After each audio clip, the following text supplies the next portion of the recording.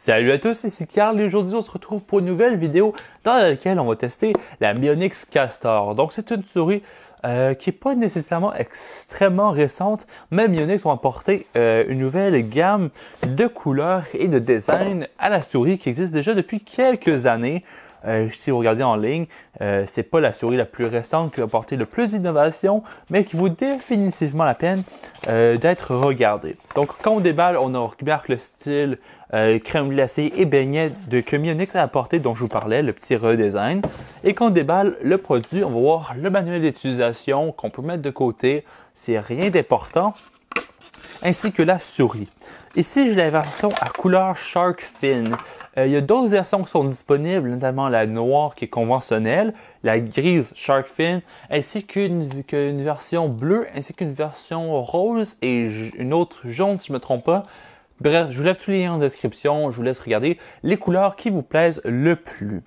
Sinon, en tant que tel, au niveau de la souris, si vous êtes déjà un peu familier avec la Castor, vous savez qu'on regarde définitivement ici à une souris qui est pour les mains les plus fines. Personnellement, je suis très satisfait de ma Mionix Naos 7000 que j'utilise sur mon PC depuis pratiquement une année à ce jour.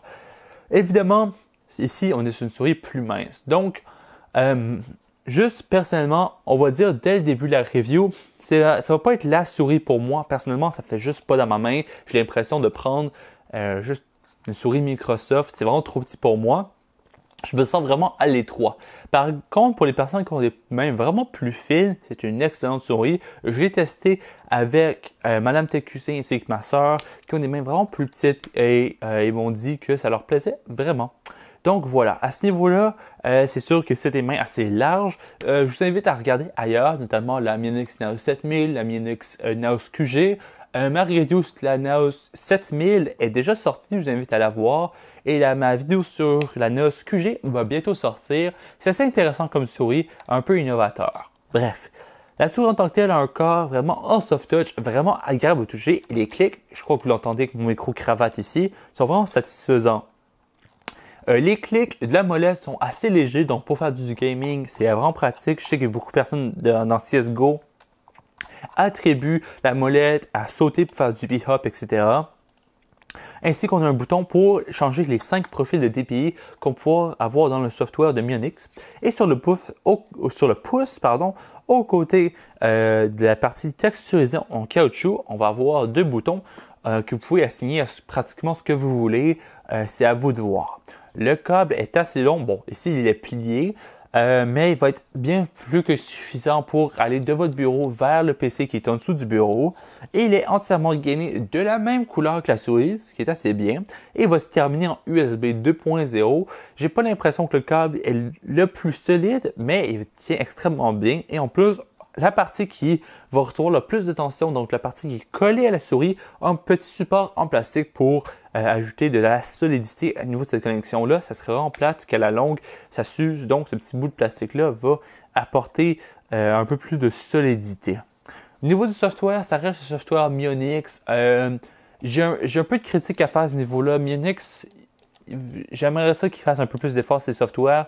Ça fait le travail, mais c'est pas le software le plus simple, le plus rapide d'utilisation. Ça fait définitivement le travail, comme je vous disais, au niveau des macros, les lumières, etc. Ça fonctionne bien, sauf que le design est un peu étrange, du moins la version que j'ai téléchargée. Si une nouvelle version qui est sortie suite à la vidéo, ben tant mieux. Mais bon, au niveau du capteur optique, Mionix utilise pratiquement les mêmes sur toute leur série, à part évidemment la série Naos qui a des DPI plus élevés un que l'autre. Mais sur toutes les souris Mionix que j'ai testées, autant la Castor que la Naos QG que la Naos 7000, je trouve le capteur extrêmement précis. J'ai plus autant de temps que je voudrais pour jouer à Counter-Strike, des jeux de précision. Mais malgré que ma main n'était pas vraiment faite pour cette souris-là, La précision des mouvements que je faisais était au rendez-vous. Évidemment, si le bon DPI est ajusté, on préfère toujours du 400 ou du 800 DPI pour la résolution en 1080p. Bref, autre sujet pour une autre vidéo. Tout ça pour dire que j'aime vraiment la souris. Personnellement, la souris est trop fine, malgré qu'on a un léger ajout sur la droite de la souris pour nos deux derniers doigts, c'est vraiment trop mince pour moi. Ça est vraiment pour les personnes qui ont des petites mains qui veulent mettre leur paume sur la souris ou les personnes qui ont des moyennes mains qui veulent faire une pince comme ça avec leur souris, la paume un peu plus relevée et les doigts qui viennent de prendre de par-dessus la souris. C'est deux positions de main que les personnes différentes ont voir sur les souris. Comme je disais, personnellement, ça ne me plaît pas, mais en tant que tel, c'est une bonne souris pour les personnes avec des mains plus fines, plus petites. Bref, vous connaissez vos préférences. Donc sur ce, laissez-moi savoir dans les commentaires qu'est-ce que vous avez pensé de la Mionix Castor, pardon. C'est un nom un peu bizarre considérant l'animal. Bref, laissez-moi savoir dans les commentaires qu'est-ce que vous avez pensé de la vidéo ainsi que du produit. Et à la prochaine. Ciao tout le monde.